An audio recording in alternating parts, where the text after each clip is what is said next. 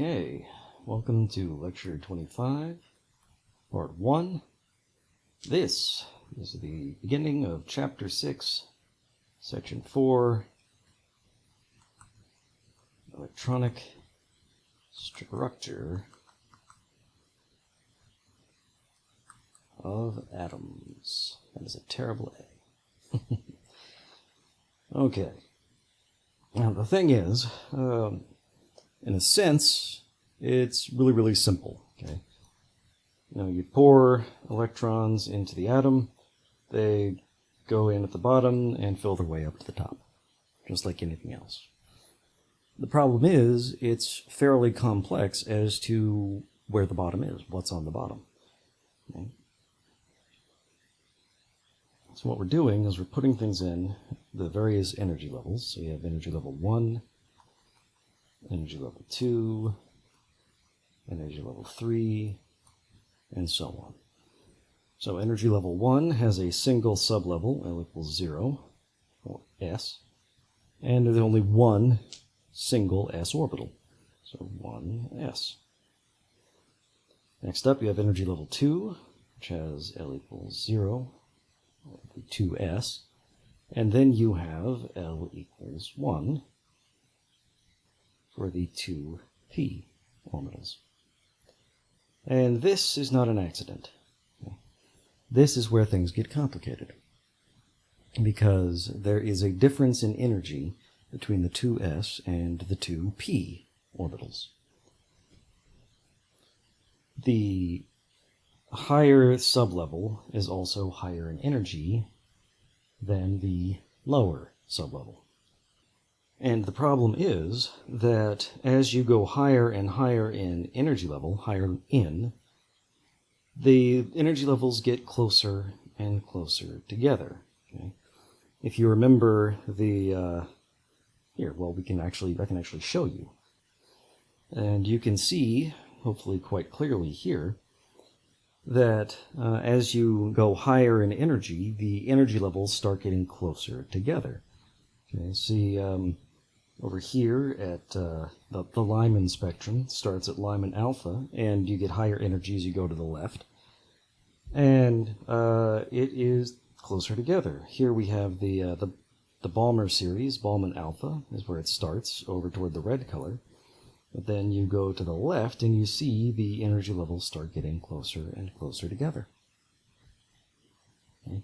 Same for the Paschen series and all the other series. Okay, the energy levels start out widely spaced, but then they start getting packed more tightly in. Okay? The higher energy levels are closer together. For those of you who are a bit more mathematical, remember the Rydberg series looked like this.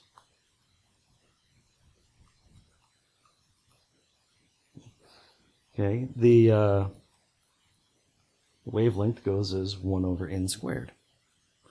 So you start out quite low, but as the energy level goes higher and higher, the numbers just get closer and closer together. They're getting closer and closer to 0, coming from the negative side. So that means that you have energy levels closer together, you have the sublevels being separated. You can actually get to the point where, let's clear that off, say n equals 3, we have 3s, 3s, 3p, and 3d, and here you have energy level 4, here's 4s, 4p, and 4d. It can get to the point where the sublevel of a higher level is actually at a lower energy than a sublevel at a lower level. And that can be, confusing. But there are ways to predict this. There are ways to manage it. And we deal with that using Aufbau. For those who speak German, this will be immediately clear. For those who don't, I'll tell you, Aufbau is German for construction or building. Okay? It's how we predict what sublevel comes next. There are a couple of different ways to look at this. The first up is just straight math. Okay? N plus L.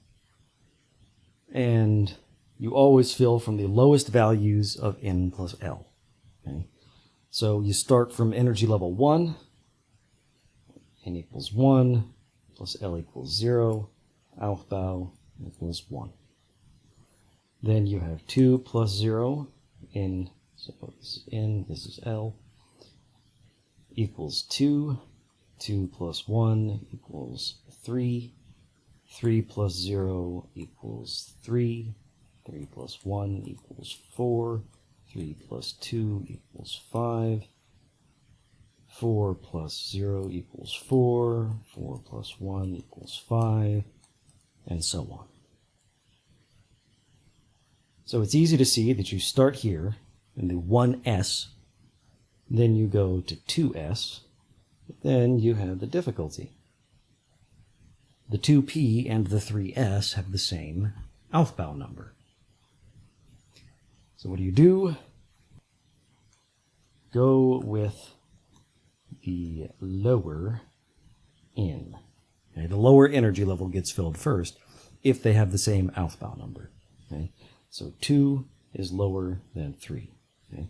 So this is the one we fill first, this is the one we fill second, this is the one we fill third, and then this is the one we fill fourth. Now we have another division. 3 plus 1 versus 4 plus 0. 3 is lower than 4, so the third energy level gets filled first. Oops. Oh, it gets filled fifth, technically. Then this gets filled sixth. Now we have conflict between the 3p and the 3d and the 4p. So 3d comes before 4p. So this is filled 7th, and this would be filled 8th.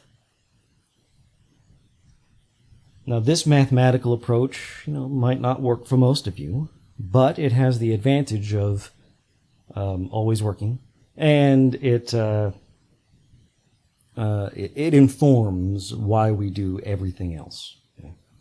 The other methods, I should say, are based on this simple mathematical approach. Well, not necessarily simple. But here is another way of doing it. This one is more picture-oriented. Okay? What you do is you do 1s, 2s, 2p, 3s, 3p, 3d, 4s, 4p, 4d, 4f, 5s, 5p, 5d, 5f. Technically, you should keep going, 5g, but we never do. We only ever go up to f. Okay, that's all we ever actually see. So 6s, 6p, 6d, 6f, 7s, 7p, 7d, 7f. And that's where we'll stop, for reasons we'll see. Now what you do is you go down and left. And that's how this method works. Okay? You just draw arrows. So we start with 1s, then 2s, oops, 2p, then 3s,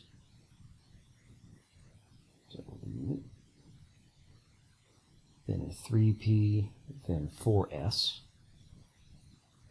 then 3d, then 4p, then 5s, okay. Then 4d, 5p, 6s, then we start on the f's.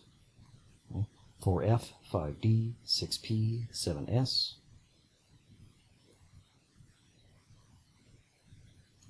So that's one way you can do it. Okay. So it's 1s, 2s, 2p, 3s, 3p, 4s, 3d, 4p, 5s, 4d, 5p, 6s, 4f, 5d, 6p, 7s, and then technically there's other stuff, but hopefully it might be clear that we would never go beyond 7s. When we explain the next method, you'll see why. 5f, 6d, 7p, then technically what would come next would be 8s. But let's just forget about that for the moment and go on to the next method, which I think is the simplest and the best.